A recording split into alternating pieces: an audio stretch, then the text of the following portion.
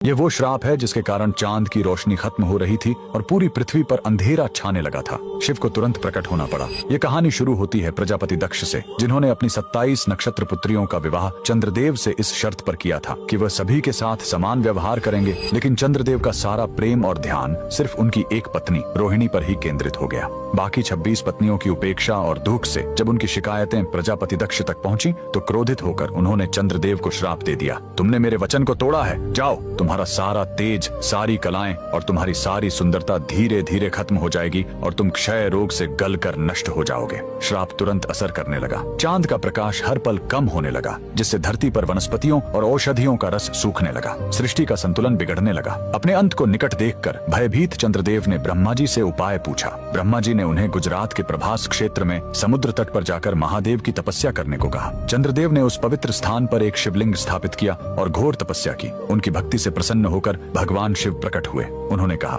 मैं दक्ष के श्राप को पूरी तरह खत्म तो नहीं कर सकता, लेकिन उसका प्रभाव कम कर सकता हूँ। शिव ने वरदान दिया, तुम कृष्ण पक्ष में 15 दिन क्षीण होगे, लेकिन शुक्ल पक्ष में 15 दिन फिर से पूर्ण हो जाओगे। उन्होंने चंद्र को अपने मस्तक पर धारण कर लिया और चंद्रशेखर कहलाए। और जिस ज्योतिर्लिंग की चंद्र ने पूजा की थी वो सोमनाथ, सोम यानी चंद्र के नाथ के नाम से प्रसिद्ध हुआ। और यही सोमनाथ मंदिर भारत का पहला ज्योतिर्लिंग आज भी गुजरात के वेरावल में उसी समुद्र तट पर शान से खड़ा है, जहाँ चंद्रदेव ने श्राप से मुक्ति पाई थी। लेकिन रुकिए, इस मंदिर का एक और रहस्य है। यहाँ मौजूद बाण स्तंभ यह बताता है कि यहाँ से लेकर दक्षिणी ध्रुव तक समुद्र के रास्ते में कोई जमीन नहीं है। भगवान शिव के भक्त कमेंट में हर हर महादेव जरूर लिखें।